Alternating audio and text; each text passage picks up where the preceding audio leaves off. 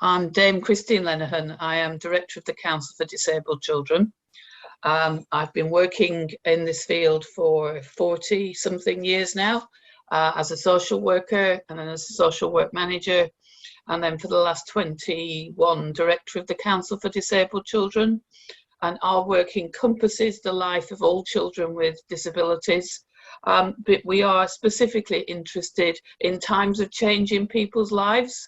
Can I ask you whether you think that autistic children and young people are currently well supported around transitions, and if not, what you think the main problems are?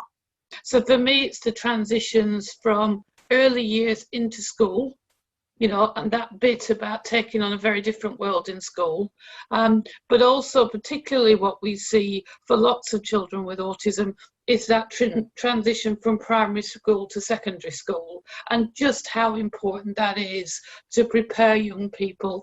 And I think what we're seeing is the very best secondary schools and the very best primary schools really think about that transition. You know, the guide is excellent, and the guide looks at those standards, and a lot of it is obvious, isn't it? But it doesn't happen.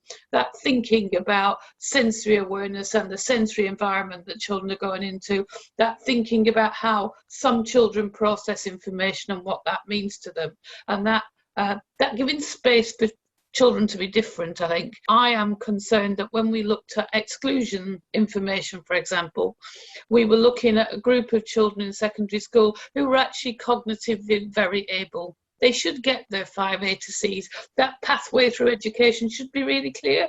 But they were coming out of those schools because actually the social awareness of their needs, the understanding of the space they needed to succeed wasn't there.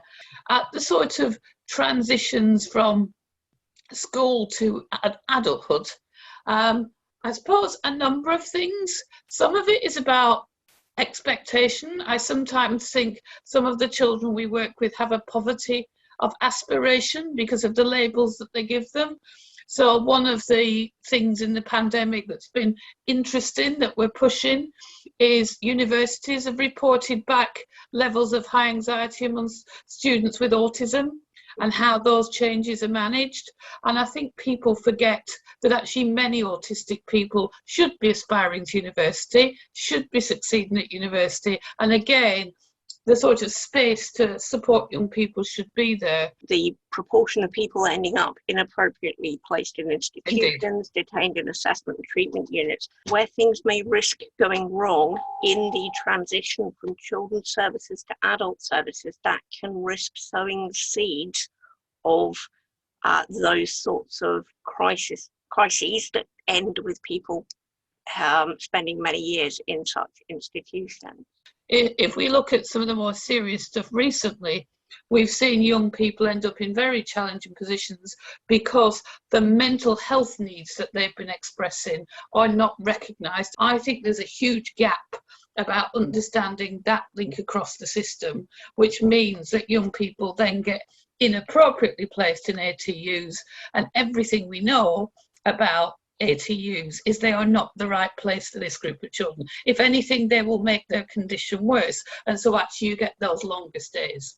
I was just sort of thinking about social care and the issues that there are with local authorities' support services for disabled children, the impact of austerity and difficult financial circumstances on the availability of preventative social care support. All of the evidence of the last few years in spend across children's services shows a move away from early intervention services into crisis. So while the model is really clear about intervening early and supporting early, that's not evidenced by spend. And that's not local authorities being difficult, it's about the challenging resources they find themselves in. Do you think some of the work to be done there around mental health in autistic adults is preventative support? I don't doubt that. We know that even for most children, we know that 2/3, more than that now, of mental health needs in adulthood are apparent by the time somebody's 14.